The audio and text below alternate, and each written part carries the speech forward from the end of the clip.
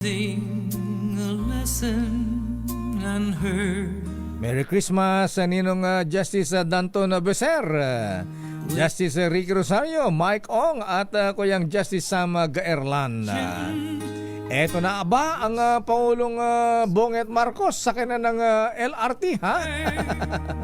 Abay, mabilis ba ang takbo ng LRT1? Biyaheng Bicol ba yun o biyaheng Bacoor lang? Arrest number 14, Let Narciso, please come in. Miss Let. Lakay, ayan, nakasakay na nga ng tren ng LRT1 itong si Pangulong Ferdinand Marcos Jr. Yung biyahe nila kanina ay mula dun sa dulo muna nung binuksang 5 istasyon sa Dr. Santos Station. At nakadumaan na sa may Ninoy Aquino Avenue, tapos sa PITX, ayan, at kung hindi ako nagkakamali ay paparating na po tayo sa Nian Station. Round trip lang? Aba, andyan si Secretary Bautista pala, kasama. Si Secretary Jaime Bautista, si Senator Grace Pope, si Senator J.V. Ejercito. Si Brad, si Sis. Lakay, NEDA Secretary R.C. Balisacan. So, ayun, ilan pang mga opisyal. Maging si Communication Secretary Cesar Chavez. Sa diba, sa LRT Lakay. LRTA, oo. Oo, yan. Pet niya yung railway. So, kasama siya dito sa biyaheng ito.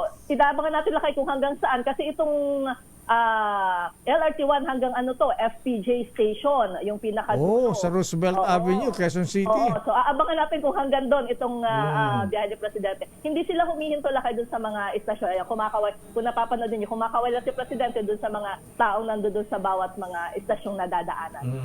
Eto'y galing na ng Cavite, papunta na ng Quezon City, Manila, Quezon City. O papunta pala ng Cavite ito?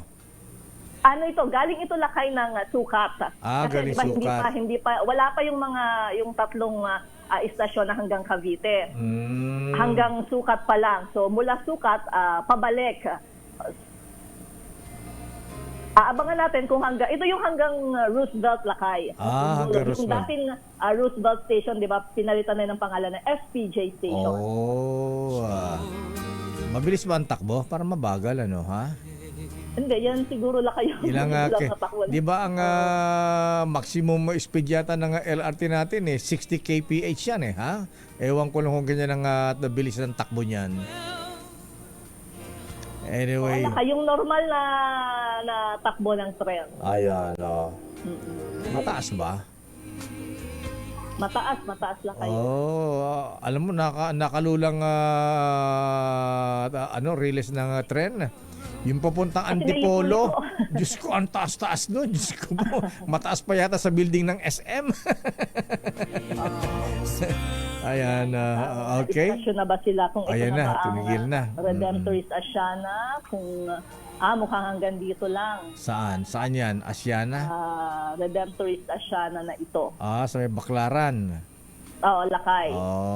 Baka. Ayun, huminto na. So, abangan natin kung babalik pa kaya si Presidente o dito na siya magmumula. Aircon ba yan, Alet? Aircon Lakay. Itong yung mga bagong tren na yan ng LRT, aircon yung Lakay, yan yung masarap sakyan kasi malamig talaga ang aircon. Ayan, baba na si bagong Kapukis. Ayan, baba na si President Marcos kasama Secretary Jimmy Bautista. Ayan. Kanina Lakay, nung pinapanood yung audiovisual presentation, di ba, binabanggit mo, itong LRT1 ay under nung kanyang tatay. Yes, Alam mo, kanina nakakatuwa kasi may picture sila nung bata pa, nung in-inaugurate din yon. Talaga? Parang Totoy, parang nakakandong pa si Presidente nandun sa harap. Talaga? So, nire-enact ulit yun na umupo naman siya dun sa harap ng tren. Talaga? Ayan.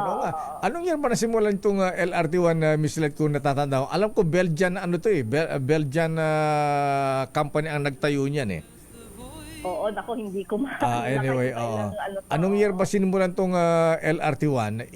Igagal mo nga, Malu, UL? Kailan ba nag-start? Ni dating Pangulong Marcos, ni PBBM. Pet project yan ni dating Pangulong Ferdinand Edelen Sr. at Mrs. Imelda Marcos nung araw yan. Okay. Ayan, tinatanong ng kung anong... Ayan, pakinggan natin si Presidente. Hindi operated kasi ng government ito. Kailangan pang bayaran yung utang. Pero sir, now na malapit na yung Pasko, the timing. Kasi actually hindi namin inisip yung Pasko. Nagkataon lang. But lahat nga ng mga rail project, basta may sinasabi kung gawin natin ang lahat para matagdagan ang dahil na makikita natin napakalaking bagay, napakalaking na bibigay na ginhawa at mas mabilis, makapag-save ng time at simple lamang ang pagsakay ng train. Nasanay na rin naman ang mga commuter natin kaya susukan nila ang pag-ibig na. Maraming salamat. Thank you.